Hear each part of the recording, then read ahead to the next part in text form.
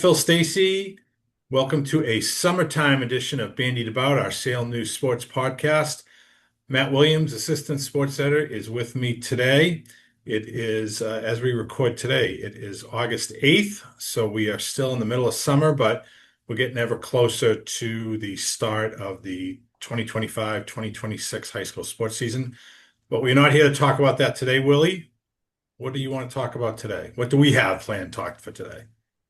So we've got the summer series for this year, which we are calling the Baker's Dozen. We landed on a quarter century project similar to last year. We are choosing by school now in the coverage area the 13 best high school varsity teams of the 21st century. Now, there are some parameters which we landed upon. Uh, the teams that we select have not played a single game in the 90s, right? So the 1999-2000 school year, we chose to begin in the spring of 2000 and go straight through to the present day. That gives every single team 25 seasons to pick from, right? When you factor in the lost COVID seasons, I think that's what we kind of figured out. So Yeah, the so that means spring didn't play in 2020. So, right, that means everybody's gotten 25 seasons. right. So those are the parameters there. Um, So we thought, a fun way to do this now, as people are probably aware at this point, not really a well-kept secret that the sports department here is down to Phil Stacy and Matt Williams, right? So you don't exactly have to be Inspector Gadget to figure out that all of these stories was written by one of us, right? It's kind Yeah. of a short process of elimination. Doesn't take Sherlock Holmes. So we thought one really fun aspect of the podcast of late, the brainchild of my esteemed colleague here, is the blind rankings, right? So what we're going to do for these series is we're going to take the top five of each school, right? The guy who wrote the piece is going to postulate the top five teams to the other guy, who is then going to blind rank the teams, just like we do on a regular podcast, right? So that means that you know the top five, but you don't know exactly which teams are coming, and Right. you got to choose one through five as you go. And then after we do that, we're going to compare the lists, do a brief discussion, and then move on to the next to the next school. And the reason this is fun, we thought, was because obviously not everybody's going to agree, and we think it's kind of fun to show that hey, these two guys don't agree either. No, I mean, right. back when we had a staff of six, seven, eight, 10 people, when we did these summer series, right? We would get in a room and we would hammer it out and we would vote and we would debate, and then the list that came out would be the list like for the entire department, right? And you Yeah, kept the it was stuff a collaborative effort at that point. exactly. You kept a stiff upper lip. You didn't talk about what happened in the room, even if you disagreed, whatever. But now that it's just us, I think this is a little bit more fun, and I think people, from what I hear on the podcast, and I think you would agree, Phil, people really enjoy the blind ranking. So we thought Yes. this would be a neat way to kind of spin that. Yeah, no, I agree. And, we should mention when we talk about the 13 teams in our coverage area, if you're not aware of what they are, it would be seven teams in the Northeastern Conference. So you got Beverly, Salem, Peabody, Danvers, Masconomet, Marblehead, Swampscott. You have three in the Cape Ann League, Essex Tech, Hamilton Wenham, Ipswich. And then you have three, what we've always called, I don't know why it came up with this word. This was a word that, and you know what this is.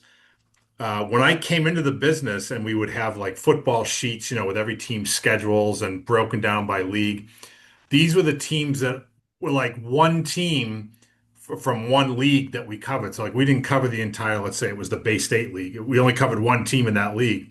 So we would call these schools mongrels. I don't know why it's not meant as a negative connotation, but I always think of them as the mongrels. St. John's Prep, Bishop Fenwick, and Pingree, who are all singular teams in certain leagues. Today, the teams that we're going to blind rank and focus on are Salem, Beverly, Peabody, and Danvers. So all longtime members of the Northeastern Conference, a lot of readers from all four of those towns, a lot of passionate sports fans from all those towns who have their own opinions. And, we certainly welcome what you think. But we're going to do our own thing for right now. So let us know where we got it wrong or how you disagree or whatnot. And Willie, take it away. All right, so Salem, here we go. Salem, the top five. Now, Salem, interestingly, is the only school we believe that does not have a state championship over the course of this time. Yeah. So interesting, but some fine teams, some North titleists, some North finalists in the mix here. Nothing to shake a stick at. So let's start right away with the most recent team in the top five, and we'll see where you blind rank the 2023 football team. Now, this team went 10-3, made the Division Six Super Bowl, lost that game in a very good game, and broke all kinds of school records for single season points, passing, receiving, all that kind of stuff. Yeah, I'm going to put them at number two. I have one team I think that would be my number one, but I think for me at least part of this exercise was how did this team what was the impact that they had beyond the wins and losses and how far they went? And that Salem team galvanized the city. I mean, that was honestly something you see, and this is going to sound like I'm being hyperbolic or hyperbolic, excuse me. But it was like out of Hoosiers, where like the entire town came together and cheered these guys on, and there were rallies and there were, celebrations, and every win was like a big thing for this team, and they scored 55 points in the playoffs against Cardinal Spellman, and they beat Beverly on Thanksgiving, and they just kept going up and up, and everybody was behind these kids. I think because it had been such a slow climb back up to this level of play for Salem. They had really struggled for a long time. They finally started to put it together a year before, and then everything came together in that 23 season. It was a magical year, and they lost to a very good team. Was it Fairhaven? I want to say, geez, I should remember that they lost to in the Super Bowl that year. Yeah, it sounds right. Kid who had all of Fairhaven his or Fair carries, the Valley. running back, carried the ball like Yeah. 45 times or something. Um, but wow, that team was a lot of fun. Corey Grimes, Rocco Ryan, I mean, Devontae, oh God, what can I think of his name there? Ozuna. Azuna. Yeah. Just a ton of really good kids, great players. And for me, championships are great, but I think how you remembered for me is really how I take a look when I took a look at this list, how I did that. So I'm going to put them at two. Two. Okay. Up next, 2001-2 girls basketball. Division Two North finalists lost to Central Catholic. Fun fact, that was Central Catholic's first ever North title back when they were in Division Two before they became a state powerhouse with a million Division One titles. So that's 23 years ago. This was Jen Tamilio's junior season, Okay. flanked by the Cheever twins in the backcourt. So a very good backcourt. 19-5 Division Two North finalist. 19-5 Division Two North finalist. Okay. And I know you didn't mention, but coached by our dear recently departed friend Dennis Skeetus, who really put together. He brought back what Salem High basketball had been, girls basketball had been wonderful throughout the 80s and into the 90s, and then they dipped a little bit, but that team was really, really good. If I remember right, Jen like averaged what 20 something points a game, and they had the Cheever twins. Um, wow, that was a good squad. You know what though? Just knowing what else is out there, I think I got to go five there. And it's Okay, it's not to five. take Yep. anything away from them, but it just shows you how good some of those teams were that they had. So trying to jump around here, give you some options. Hmm. You know what? I'm just going to hit you with this next. It's the other Dennis Skeetus team. Now, this was his final team the following season, Gentimilio's senior season. Yeah, Salem finished 21-3, also reached the North Final, lost by 4 points. So they did lose the Twins, but they had Taylor Shea and Courtney Tremblay and Kathleen Williams in the front court there. And again, beat a really, really powerful Arlington Catholic team in the semifinals. Tamilia went off for 51, a school record. Yeah, So, that's right. so the following year, 21-3, Division Two North Final. Though this was interesting because you'll see with a lot of schools, we tried not to rank teams that were kind of the same core, right? Because to try to represent different eras. But in Salem, I mean, these two teams, because of the turnover in the starting five, and just because of the sheer depth of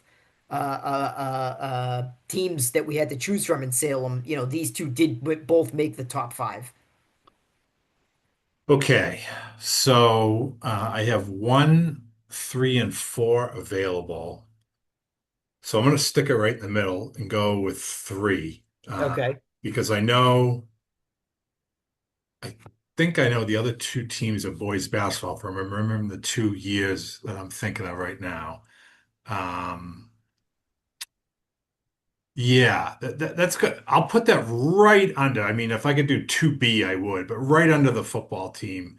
As you said, Jen was already a mainstay by that point, senior captain. Everybody in the state knew what she was capable of. That 51-point game was amazing. Um, I know you mentioned Tremblay, you mentioned Taylor Shea. I know they also had Heather Babin and Kathleen Williams.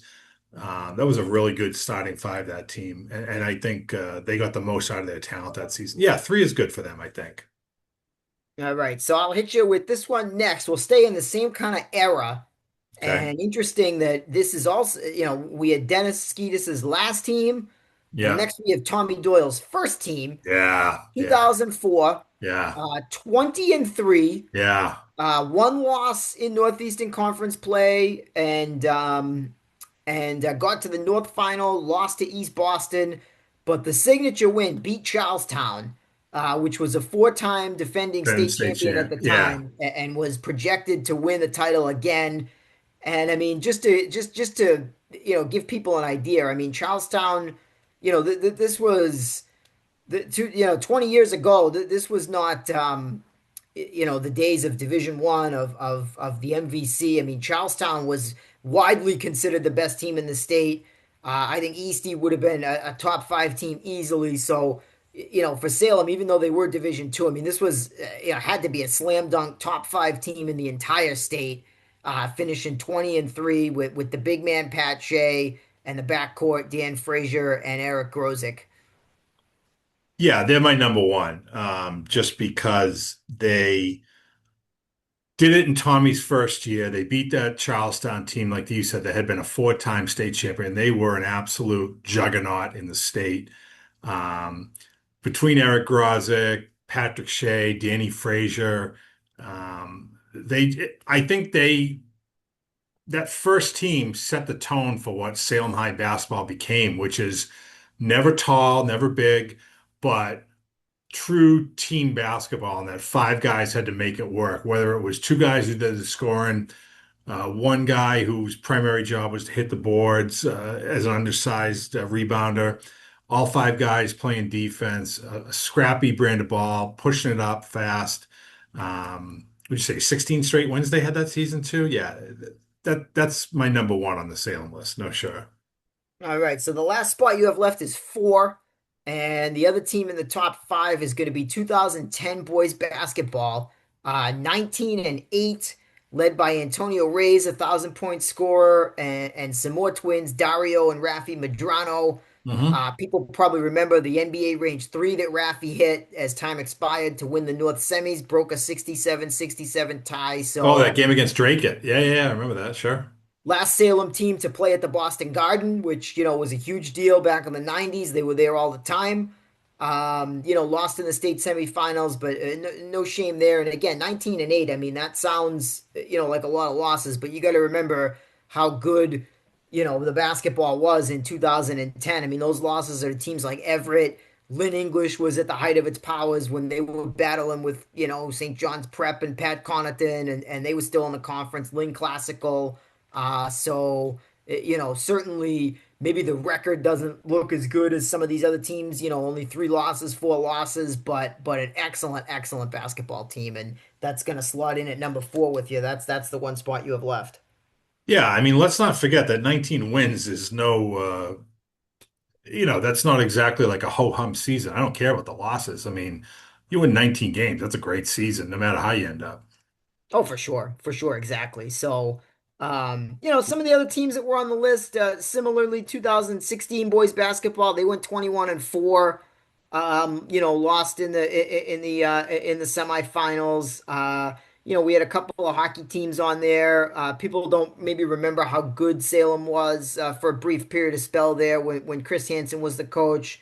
A couple of baseball teams recently, but just running down the top five here. Not a lot of not a lot of dissonance here. I mean, we both had the same number one, same number four, same number five, and just had the football team and the girls basketball team there flipped, which is I mean, it's interesting. I think maybe with a little more hindsight, right? I think it's a great point about how special that football team was, how rare it was, right? The way it almost sort of came out of nowhere, even though it had been building.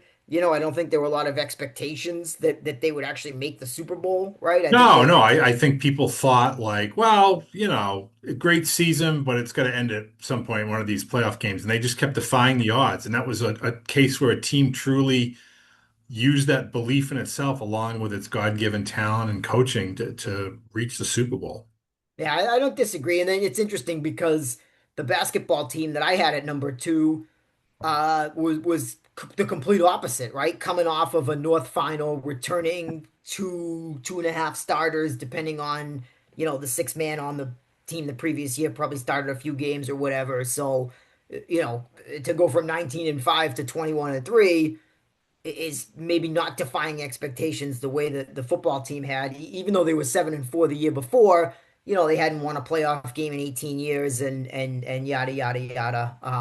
Was it But 18 or I was gave it you longer than that? I was thinking was 90 that 99 Super Bowl their last playoff win? yes, yeah. So I was thinking, yeah, 18. I was thinking 2017 team when they made the playoffs, but you're right, Yes. yeah. So it's the first playoff win in 24 years. Yeah. So even more impressive there. So interesting. I think you can split hairs either way. I mean, I think 21-3 versus 10-3 and just sort of hindsight, right? We've got the benefit of history here. We know, Jen Tamilio is one of the best players in history. Now we know that a lot of those players, Grimes and Ryan and Azuna, will be future Hall of Famers, right? So maybe we do the list again, and it's a little bit different. For me, I lean towards the old ones. Yeah. Interesting, strange bit of history. The top three teams all lost to Peabody, believe it or not. We, No we were sort kidding. of discussing how in the heck did the 2004 Peabody team beat that Salem basketball team, but it was a buzzer beater. They actually split. They played twice. Salem beat them the first time, and the very last game of the regular season that was broke Salem's 16 game winning streak. We couldn't believe that when we were looking up the games, like because who were some of these guys? But interesting little twist of history there. That's pretty cool. Nugget, I did not know But that. that I guess that segues us into one of our next schools, which is going to be Beverly. So Phil is going to let me blind rank these ones. Now I have not seen the list to this stage, so Yeah, so like I I'm said, going we're to be able recording to. this on August 8th, so these haven't been out in the paper yet, and we are yeah, we're just blind ranking these. Go ahead. Oh no, you got Beverly. Okay, okay.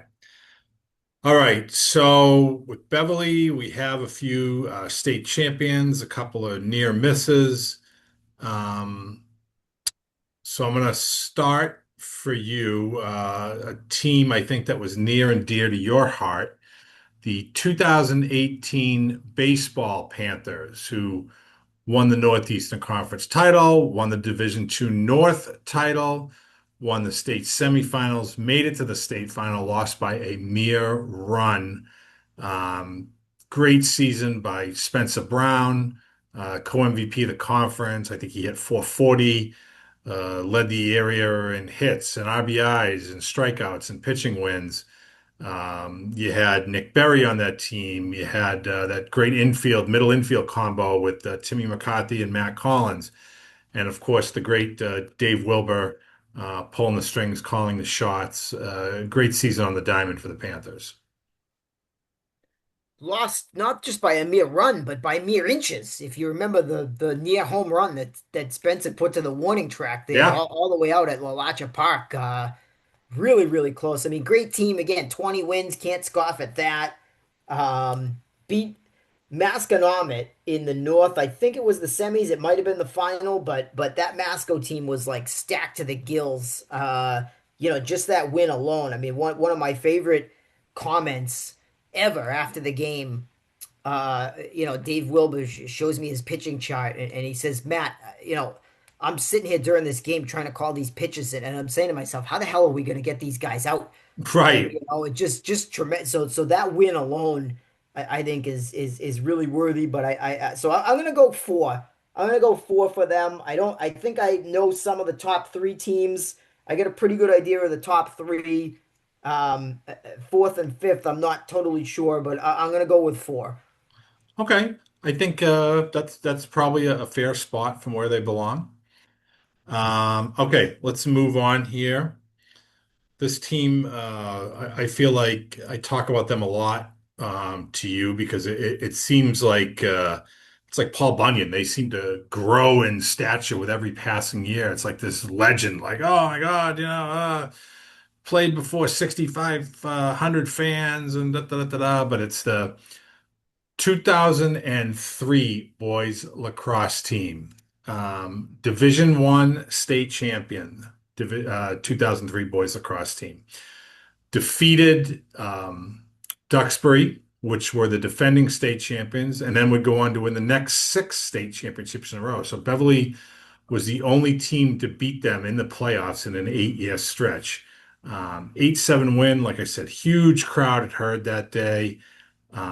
Tremendous season under head coach Pete Ginolfi. They went 22-1.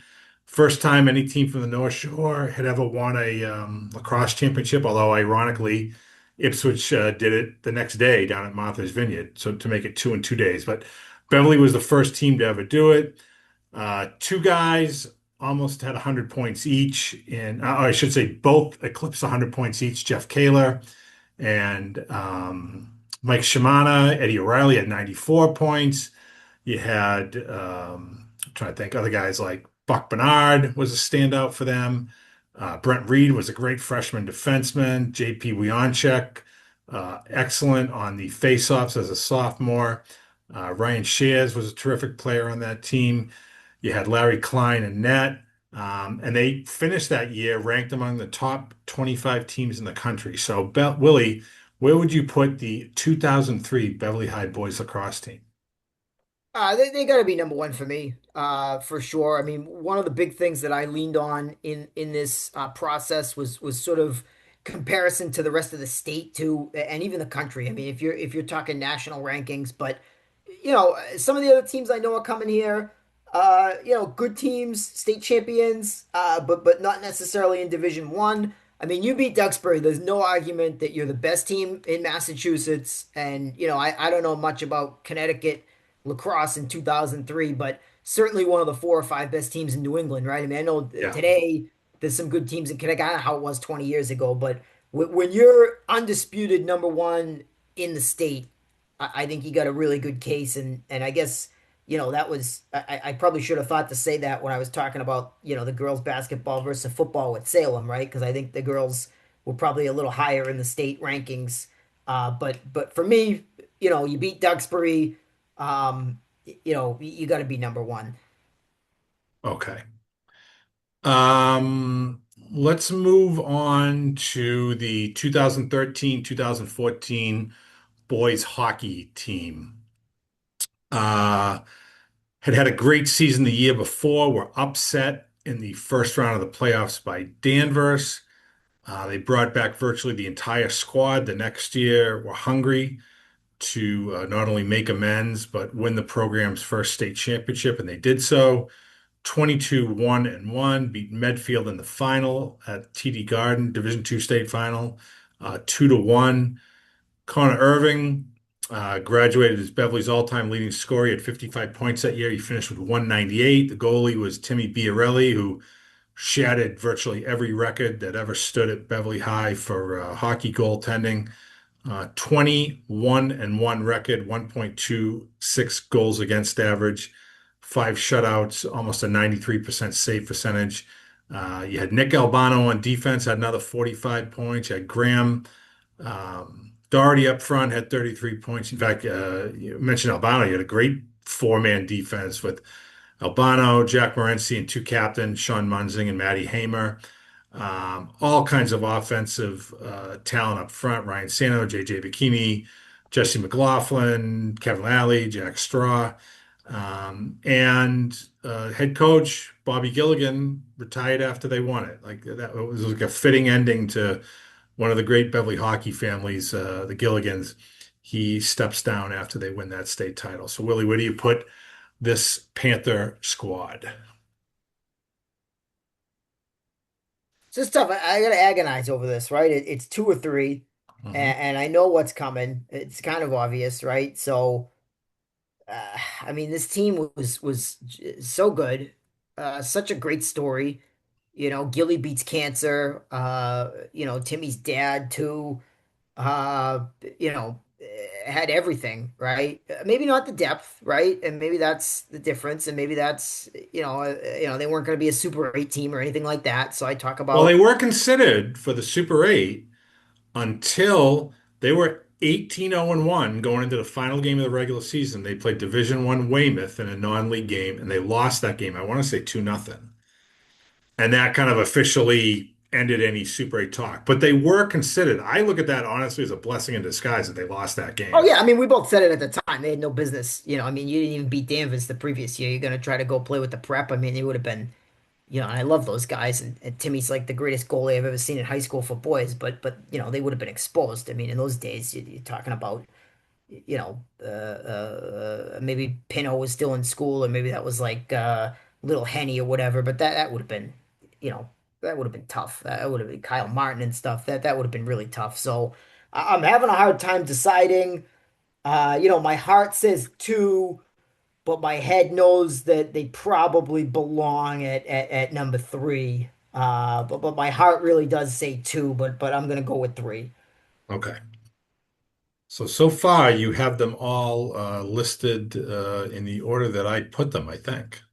You have so far what? One, three, and four? Correct. No, no. Yeah. One, three, and four. Okay.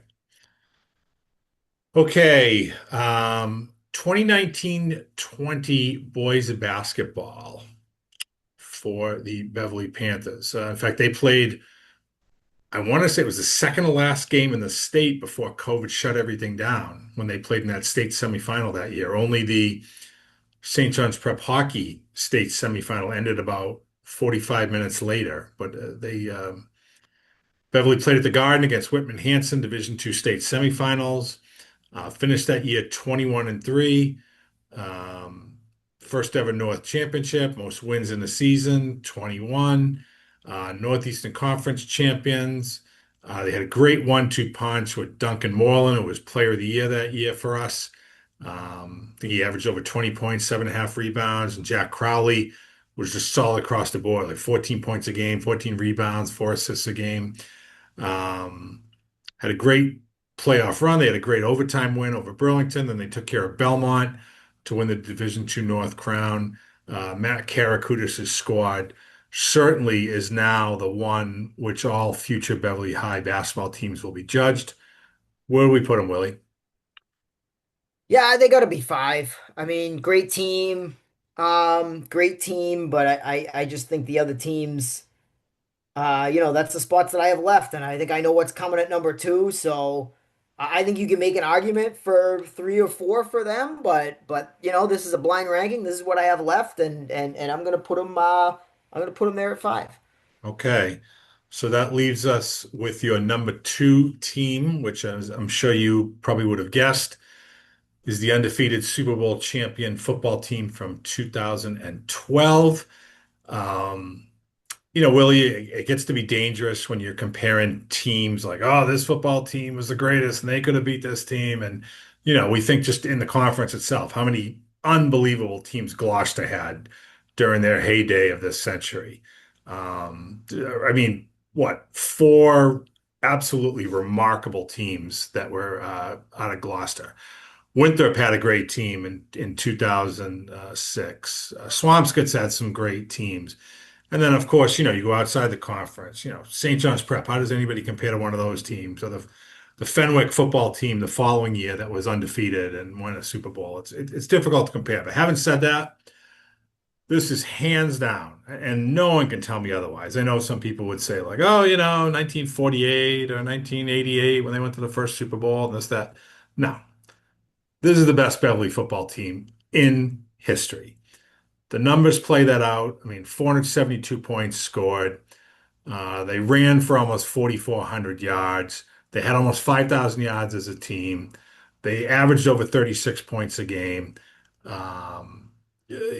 Crazy, crazy. I think they only gave up points in, I want to say it was 19 out of 52 quarters that they played that season.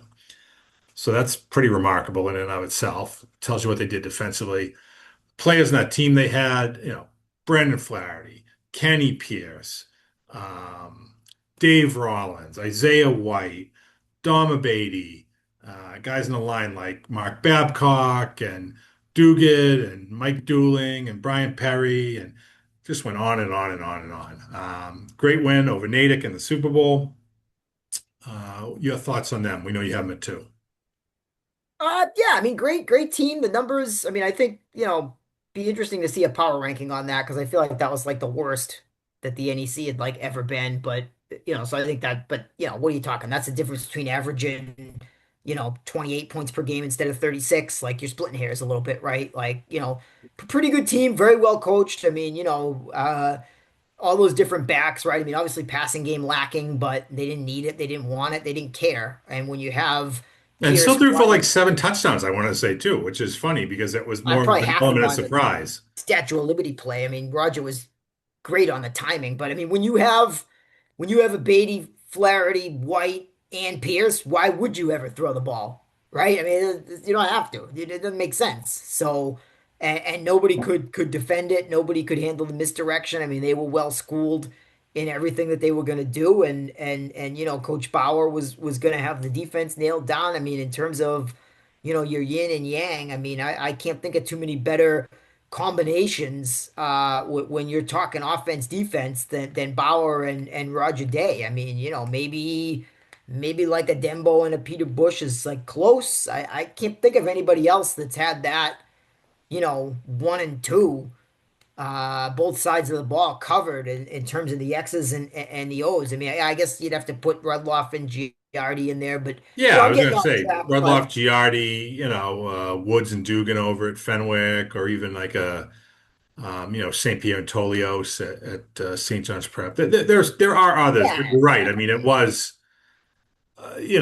I used to love, you go over to Beverly practice and you'd see Roger in a lawn chair, far away from like everybody else, and he's just diagramming X's and O's. It was like a giant chess match to him.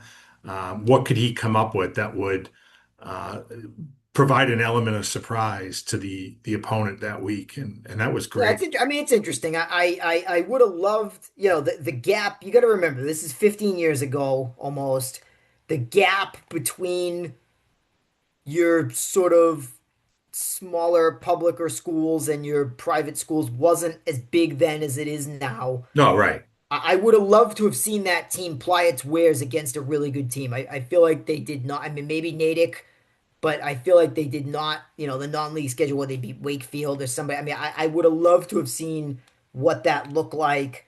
And that's the only reason I sort of half hesitate between that hockey team and that football team is in terms of comparing to the rest of the state. But I think the top three, I think the top three, that's a pretty easy top three, right? Hmm. That's a pretty impressive top three. You're not gonna have too many schools that have a top three like those three, all state champions, all historic teams, all probably the best teams in school history. Now, the hockey team, maybe you can make a case with some of the Gilligan when they were actually playing in the late 70s when the tournament was a different structure Early and set, stuff, yeah, but yeah, like the 70, 72 teams were both excellent, I know, but Yeah, I mean some of those. Yeah, so that's that's a little bit of a rabbit hole certainly, but let's say post Title IX hockey's so different certainly. because the landscape has changed, exponentially. Like, they weren't losing kids to here, there, everywhere, whatnot. They were playing against the best from everywhere. So I'm sure the It's not the same quality of game. I mean, how do hockey's the goalie pads. I mean, the goalies in the 70s were wearing newspapers on their shins for crying out loud. Like it's Hmm. just so it's really hard to compare, but I think it's fair to say those three teams that the best in school history probably in their respective sports. And then 4 and 5, I think, you could probably flip those either way. I mean, I think both really, really good teams, North champions, nothing to scoff at there. I tell you who was probably the hardest for me to leave out was that 2012 girls soccer team. And I know we had talked a little bit about this as we were doing parts of we were trying to figure out, like, what teams we wanted to include and things like that. But again, this is a team you were very familiar with, that Caitlin Hardy squad. They were excellent. Oh yeah, I mean, I think I probably would have, if I had my druthers, they're probably number four for me. I mean, I think, again, that top three, there's just such a gulf there. But again, just the competition. I mean, Peabody came into that season nationally ranked. We're nationally ranked the entire season. Now, Beverly didn't beat them, but they won Division 1 in a bracket that had two nationally ranked teams in it. Yeah, So how do to me, I mean, obviously, didn't win the conference because Peabody did, but they were able to survive in the postseason, and a tremendous team, and came back and won the conference the following year, their first league championship in however long it was at the time. So I think for me they probably might have been number four, but to have them number 6 or 7 or wherever they end up, I mean that's certainly people got to understand like being on the list is a high compliment. I mean if you're number 6 or 7, that doesn't mean you stink, you know. no, no, not at all. No, it's just a testament to how good, your school has been. And For sure, yeah. I mean, there's a lot of schools where a Division 1 North Championship soccer team will be number one. So I think yeah, that says a lot about what Beverly has done, and interesting to me as well too that 4 of the top 5 and perhaps 5 of the top 6 are all teams since the new school was built, or only one from the previous building. I think that yeah. shows that when you build, if you build it, they will come, and I think we'll see that when we do Danvers as well. Well, that's why that '03 lacrosse team is and forever will be the OGs, I think. They just, did it back and Well, when, it's exactly, we talk a lot amongst ourselves about Beverly and how they're in such a tough spot because in the statewide tournament, they really are a Division 2 school playing Division 1, yeah, and it's hard for them to make any noise in the state tournament. I mean, who knows how far the Ryder Frost basketball team, for instance, could have gone if they were in Division 2, and so that's to right. see that '03 Lax team won in Division 1. I think, what we're seeing now almost just raises their profile even higher. All right, let's move on to Peabody, right? Yeah.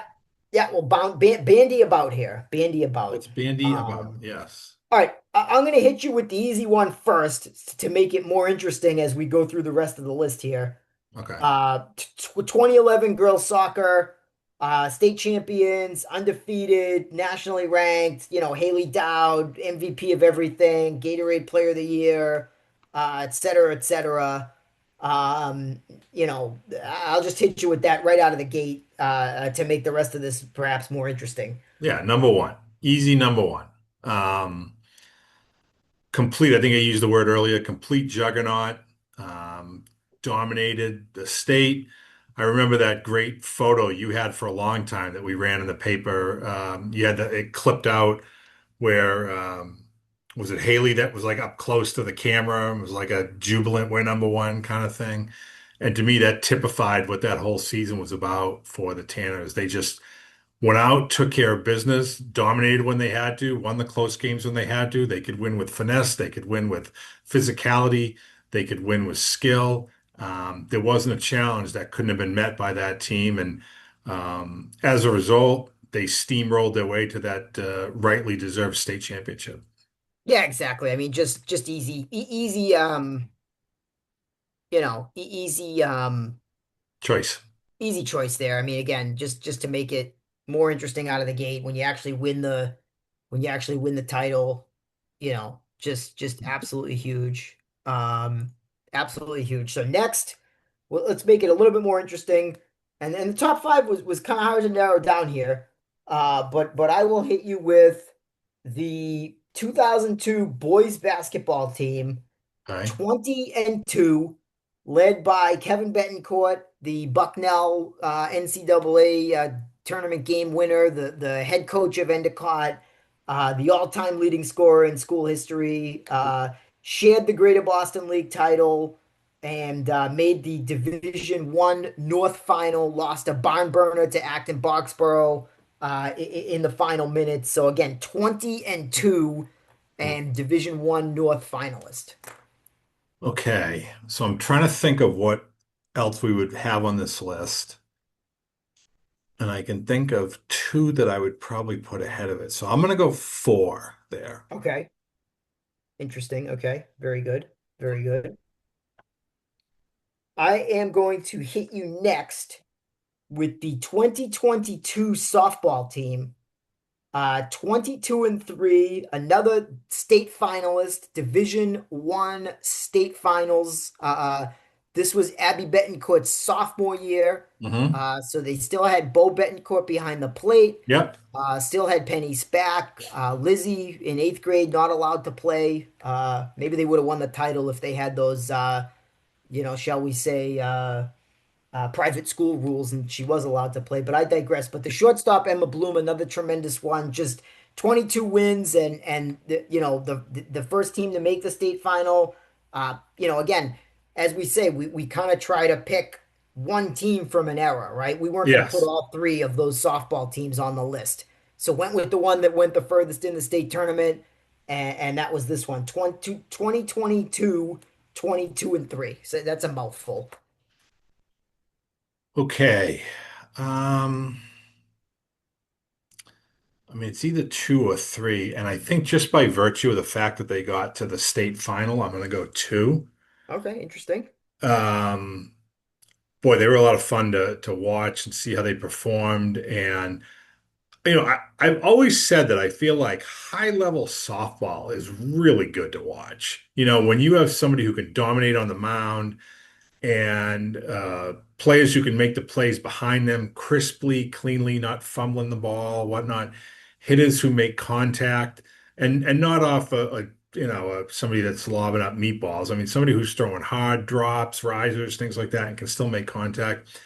That was a really well-rounded, good team. If it wasn't for that Taunton dynasty, they would have won the state title. I mean, didn't they upset the number one seed, I want to say, right, in the quarterfinals that year? I don't remember the seeding. They had a relatively low seed. I think with the number eight seed, they knocked off the number one Yeah, seed. the Lowell that year had a really, really good team, but their pitcher broke her finger before the tournament. And then they played who's the team from out west that's really good at softball? I think it's Wachusett. Yeah, yeah. Wow, They beat Massachusetts. them, and that was a great game. Oh my God, under the lights in Lowell. Emma Bloom made a ridiculous play there at shortstop. Yeah, I want to say Wachusett was the And number one seed. yeah, I mean that was as close a game as Taunton had played. I mean it was I want to say it was 5-3 or something like that, and Peabody might have even had an early lead. I mean it was and unfortunately it was something of a winnable game that they just weren't able to get, and unfortunately you're sitting there looking at all the sophomores and say, oh well, they'll figure out. Logan Lamazney was playing second base that year, was absolutely tremendous.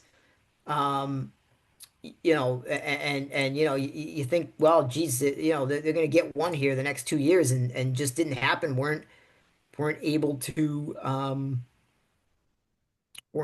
get back there. So kind of interesting. But yeah, great all-time great team for sure. I don't think there's any question about that. I mean, that's a team that shouldn't be measured by kind of like the '85 Patriots. great season, magical run. Yeah, they lost the Super Bowl to the Bears, but I don't think that tells the true story of the team. Or maybe, like the 75 Red Sox or something.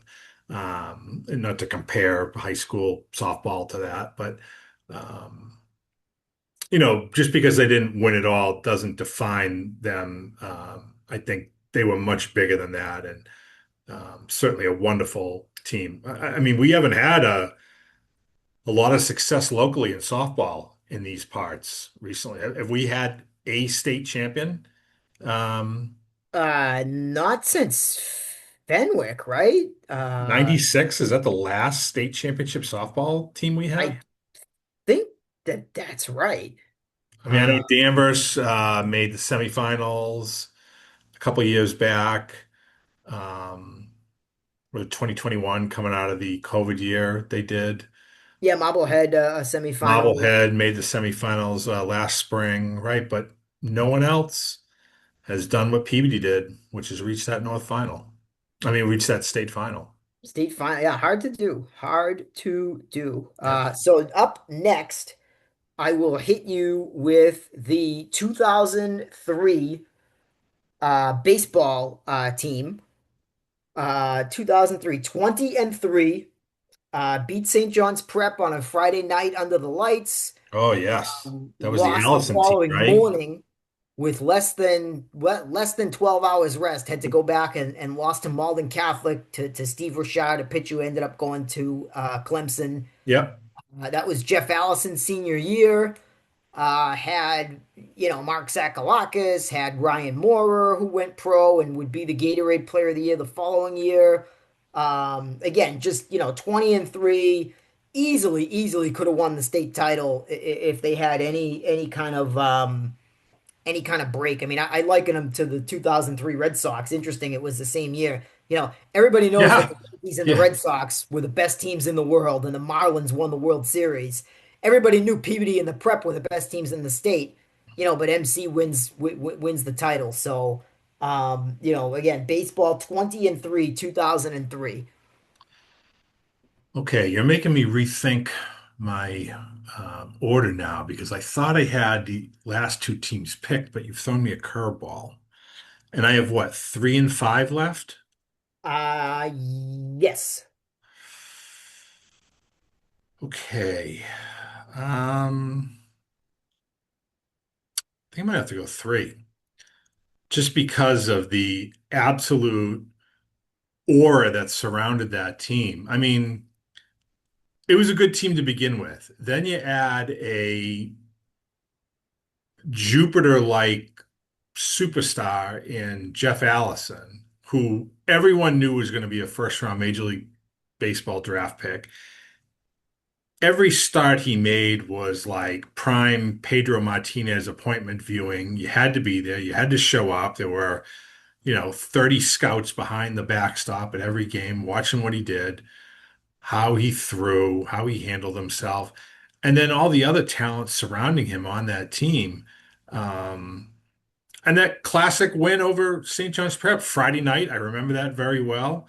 Did he steal home to get that winning run in, do I want to say? He did. I'm pretty sure Pat Yanchis is still in the trailer arguing that. He was in there for about an hour and a half. That's why the game ended so late. I'm pretty sure he's still arguing it to this Was that day. against Matt Antonelli on the mound? No, Matt didn't pitch. I didn't know if he He came would have in been, for relief that game or yeah, not. he would have been at shortstop, I think, or whatever. But yeah, I mean, and Jeff also left the mound, went to the outfield, and then came back. He took a little break and then closed out. They threw like 167 pitches or something like that. I mean, it's crazy. Hmm. Yeah. Wow, that's hard to believe that I'm putting that team at number three. That was a really good team. But yeah, three it is.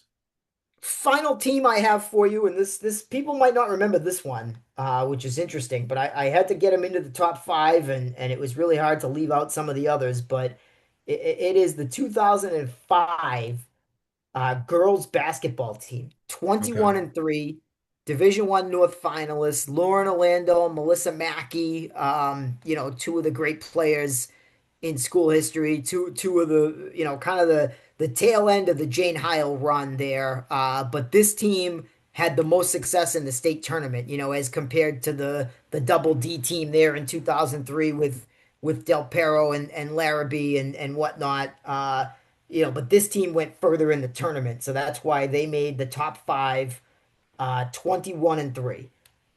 Now, I thought for sure you were going to give me a Shea Lynch football team here. It was positive that's what it was going to be.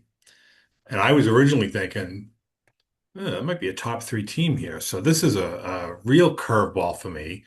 I mean, I guess they have to be five because that's the only slot I have left. But that was a very gifted squad that year. And I think based on what we know, you know, definitely top six or seven. I don't know if I would have put them top five, but again, your list.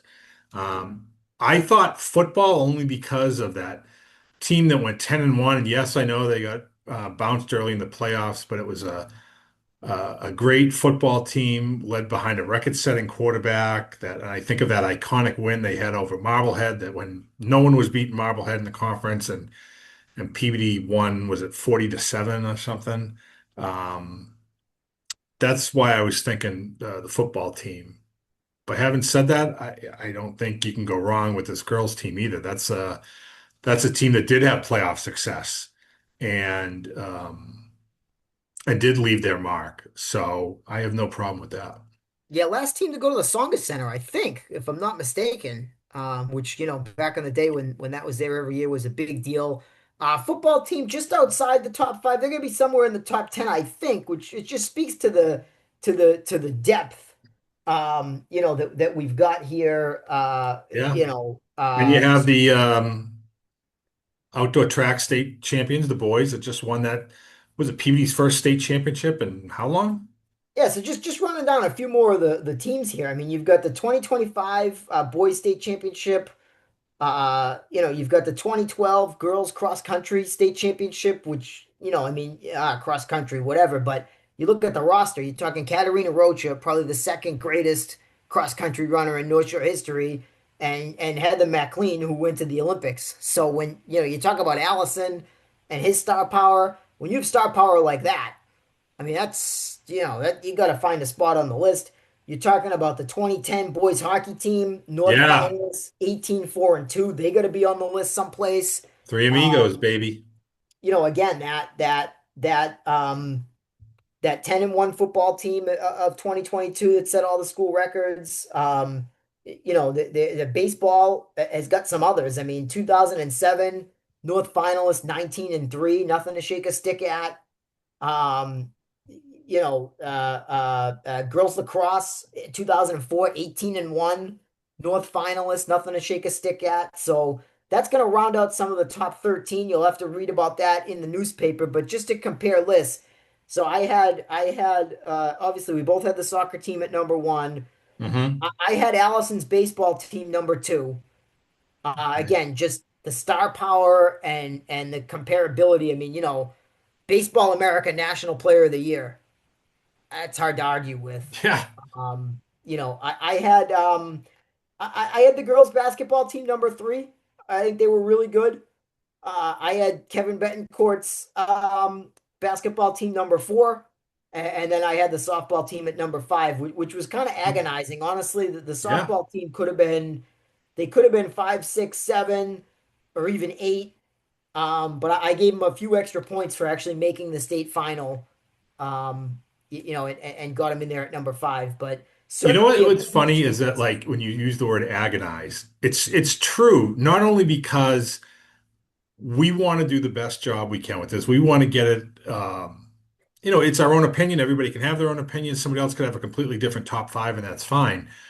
But you agonize because in so many of these cases, like the people involved, not only the coaches, but you knew the players and you got to know them more on a level than it was just, reporter, student athlete kind of thing. Like you get to be friendly with people and all, and it can be difficult. And as you said, hey, you're ranked fourth in one of these lists. That's an unbelievable team. It doesn't mean you're less worthy than one, two, or three or whatever, but agonizing is a good word to how we like sometimes have to go through these lists and pick these things because you can't just say, well, it's a five-way tie for first. These teams are all great. Like no one's interested in that. They want to know what we, the so-called high school sports experts here on the North Shore, think. So, Well, it's interesting too, because I think, when we did the 1972 to 2016 or 17 list, I think for Peabody, there were three football teams in the top five. And, I think still people think of Peabody and they think of football. And, I don't know how many football teams are going to make the top 13 here. Maybe one, maybe two. But, if you did this in the 90s, it would have been maybe half football.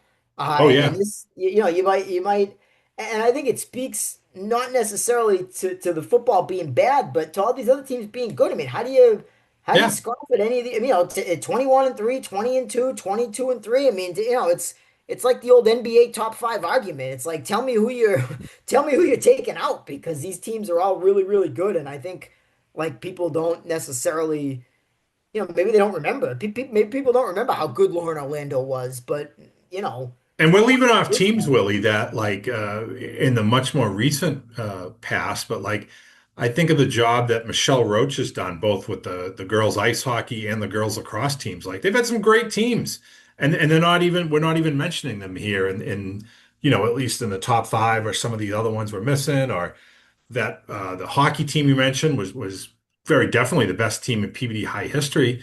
Um, but it's not top five because there are so many other great teams. Like that's part of this exercise, what makes it difficult. Yeah, and it's fun to go back and maybe I'm a prison. I don't want to be a prisoner of the moment, Yeah. but I do sort of some of the teams, and I think we saw it with Beverly as well, like teams from the 2000 to 2005, right? Kind of, I give that a little bit more weight because I think it was harder, and I think doing it in Division One, I think the quality of the opponents was more so, I and think we should also mention too that, and this might be conceived as a knock at other people, and it's not meant to be, but we kind of walk the walk and talk the talk because we've seen virtually all of this.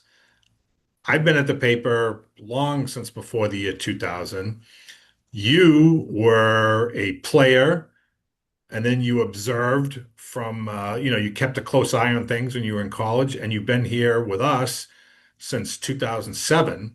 So, considering like when you played and how long you've been here, we've covered essentially what, 47 of possible 50 seasons combined between us of watching and being a part of the North Shore sports scene. So, we're not newbies or college interns trying to figure this stuff out. Like we've lived it, we've been through it, we've written about it.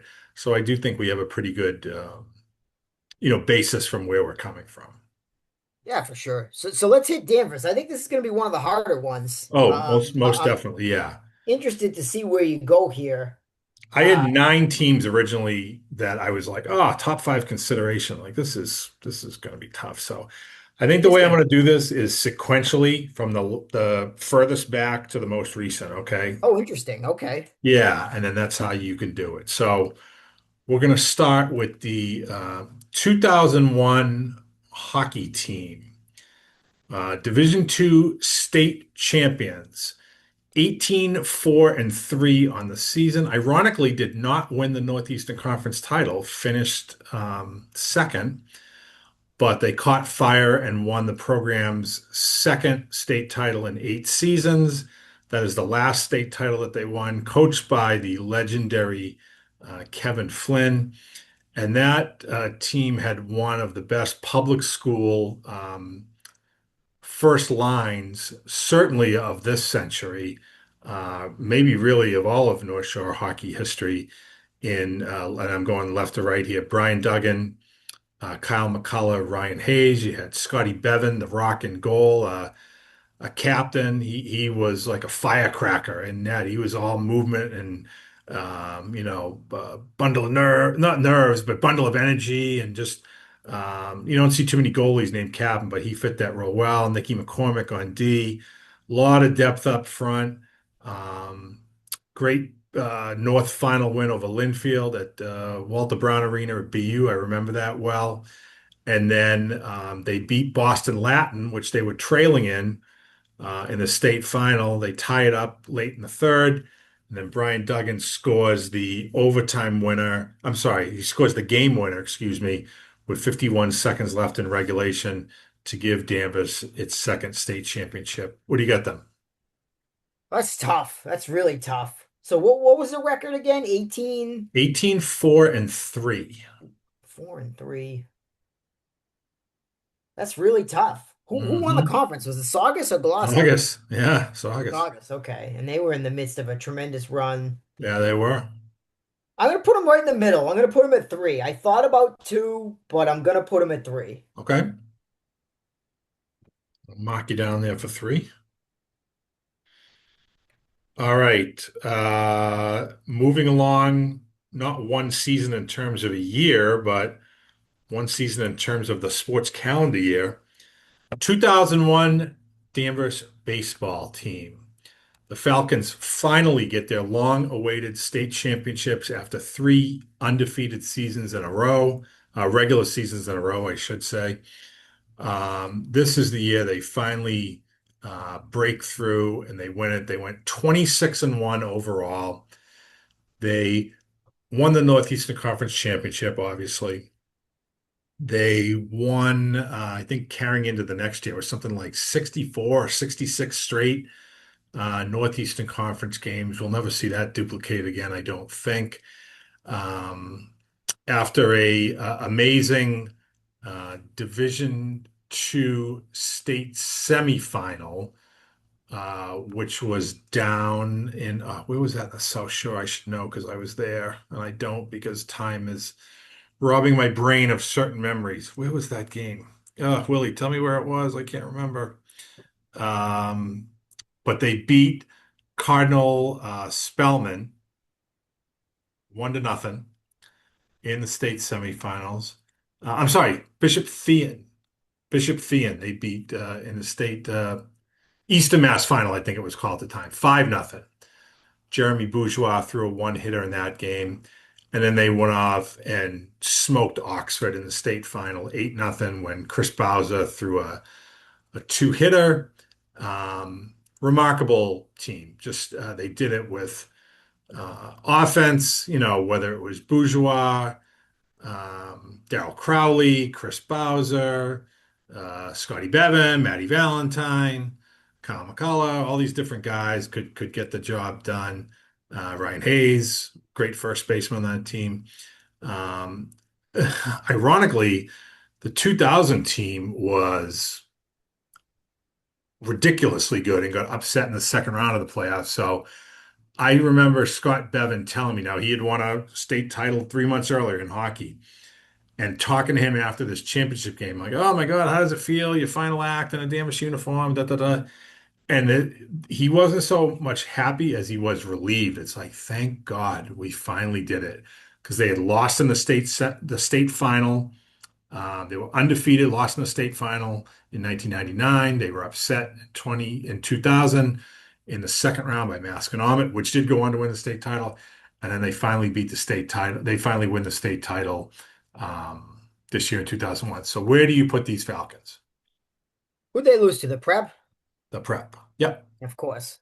I gotta put him number 2. I gotta put him number 2. I think I know what's coming at number 1. So I gotta put him number 2, and I'm tempted to put him number 1, but I just gotta go there with number 2. But what a team. I mean, you can't beat it. You can't beat that kind of run. I mean, you just it's tremendous, and they were, everything that they were advertised to be.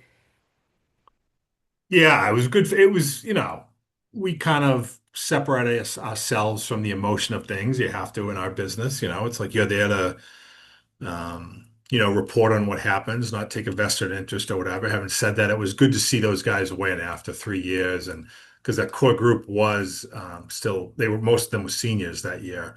And to finally get that, I mean, if you can call winning a championship monkey off their back, um, that was good for them. So, okay. So moving sequentially next, I have the 2004 football team. Oof. Yeah. Um, Not the greatest record of any of these teams that was saying here. They finished 8-3. They didn't even win a playoff game. But what they did was, I think I used with Salem how their football team galvanized the city. That 2004 Danvers High team galvanized the Onion Town. They were the first team in 63 years to win the Northeastern Conference title.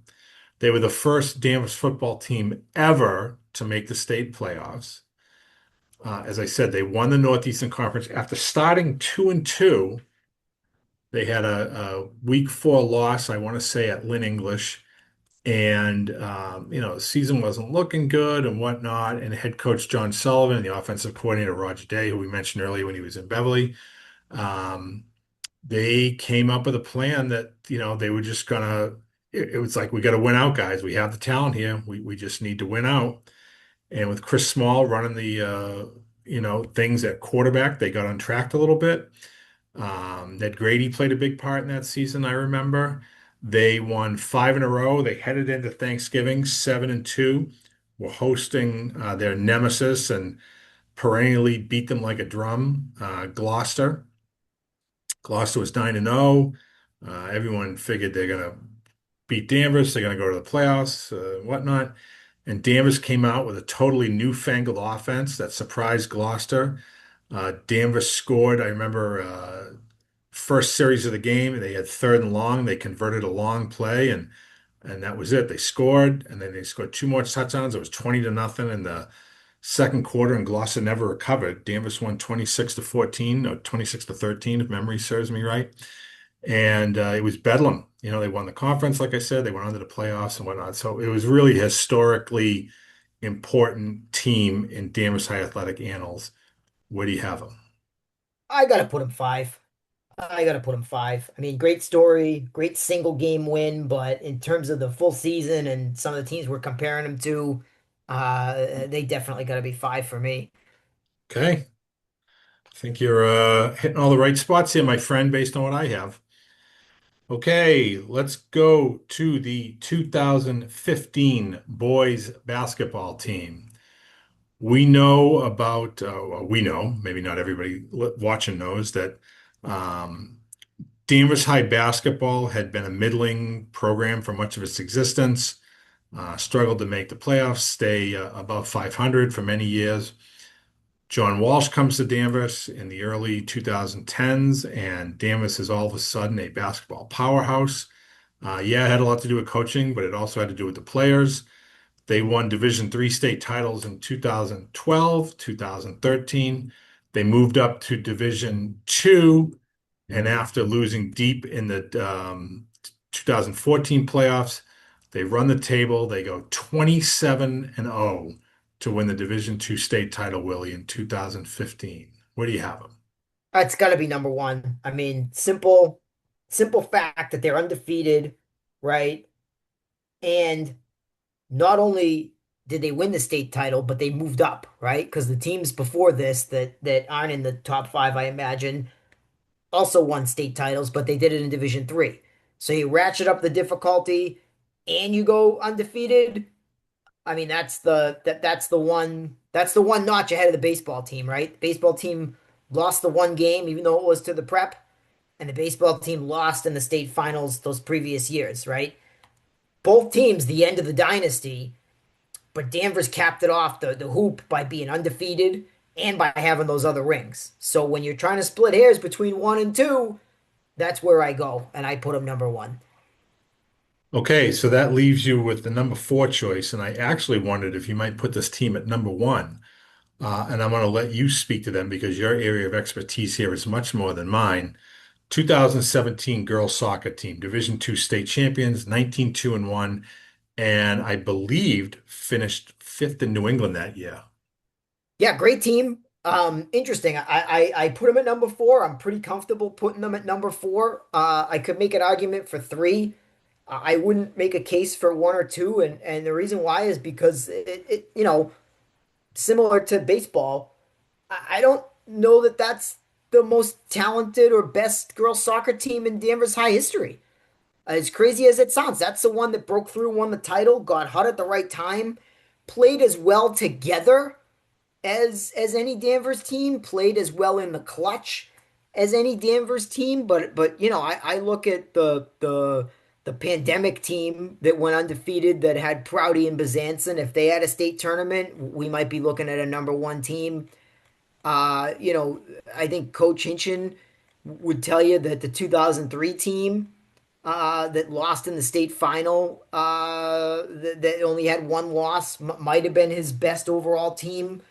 That was before my time. I look at the 2009 team that won the North and only had one loss. I mean, 19-1 and 3, right?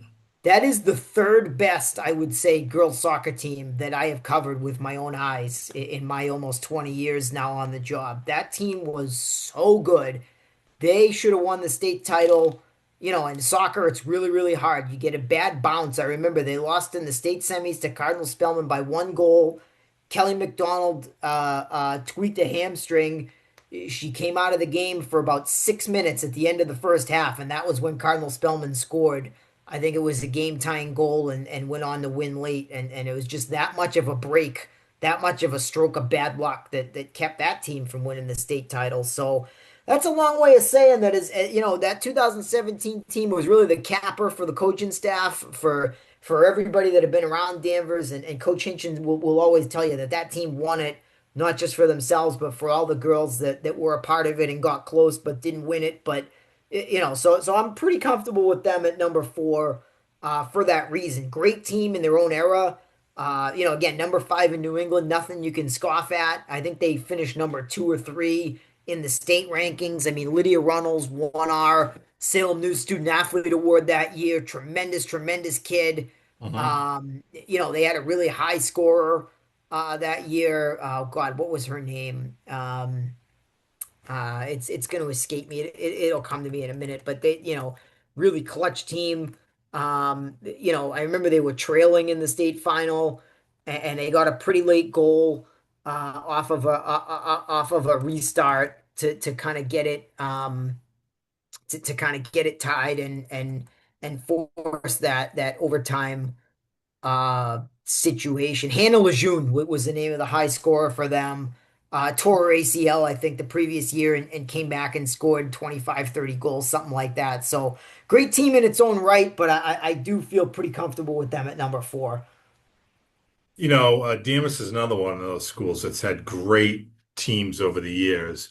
Um, I look at the 2009 softball team, 23-1, Oof. Northeast Conference champions, reached Division II North final before losing. The three baseball teams that went to the state finals 3 straight years, between 2015 2017, lost all three, but they had, obviously they were all great teams, including that middle squad. The 2016 team was 22-3, and they lost that final. Remember on a suicide squeeze, they lost one I think nothing that, in yeah. 8 innings over at Fraser Field. I think if I had to pick one team out of the three, it would be the middle team because that was Andrew Olzak's senior year. And, God, what he did that year will never be seen again. I mean, it Yeah, wouldn't be allowed with the pitch counts, right? He was the pitcher of record in, I think, 8 consecutive North sectional tournament games, which is ridiculous. That'll yeah. never be seen again. Just, I mean, they had a golf team that finished second in the state under Jeff Avesian in 2018. They've had those volleyball teams that were crazy good, reach a state final in what, 2019, I want to say. They were Yeah, I was gonna 25 say and that 0. that team could have made a run at the top five as well. That because they really another team that coulda, shoulda, woulda won the state title. I mean, I was shocked when they lost that match. Yeah, same here. The boys cross country state championship team, 2023. We mentioned the other basketball teams. So there's been a lot of really good teams in Danvers over the years, but Yeah, I mean, it's part of honestly, what I makes could. this exercise so difficult, I think. I mean, it's hard to do. You can make a case to put four girls soccer teams in the top 13, and I'm sure they won't all make it because we have to spread things around. Uh, Same thing. I mean, you can make a case to put probably six baseball teams in the top 13. You got three state championship basketball teams, and what I think that's like 11 teams I just listed off without touching all the rest of these. So that means some of them can't make a list, which Right. just goes to show you how good how good they've had it over there and in Danvers, and they've had some good boys soccer teams too. When Antonio Log and Mike Chase were coaching, Yeah, they did pretty well in that sport too, and I'm not even sure any of them would crack it. So, yeah, been really impressive. Football too. I mean, they've had a couple of state semifinalists. The poor school, the only one that's never been to a Super Bowl, and in the last 10 years, they've been within one game. What, two times or three times? 3 times, I think. Yeah. Yeah, three times, one game away. In the recent past, and I think what was it, 2015 and 2019 and maybe in 2023 as well, Yeah, something like that 2023. Yeah. anyway. So they've had some real success over there, but so Well, what I do think the we fact that match up we've been talking exactly? now for close to an hour and a half, just about four of our schools, tells you the talent that we've had in this quarter century that we've just finished up here athletically. Um, Again, we welcome give us your top five. It's certainly going to differentiate from ours. Doesn't mean we're right, doesn't mean you're right, but it's great it's one of those things, it's why we love sports. We love to argue about it and fight for what we think is right or who's better or whatnot. Um, and we love talking that stuff. So let us know what you think. Willie, any parting thoughts before we sign off here? Yeah, it's interesting. We kind of match up for the most part, not too much differences, and we'll be interested to see what the rest of the schools end up looking like as we move forward here throughout the month of August. Yeah, we'll come across with a few more podcasts as we move on through the schools here. We still have 9 more to go. So we'll give you at least 2 more podcasts on this summer series that we're calling Baker's Dozen, which is 13, if you didn't know that. 13 teams from 13 schools over 25 years.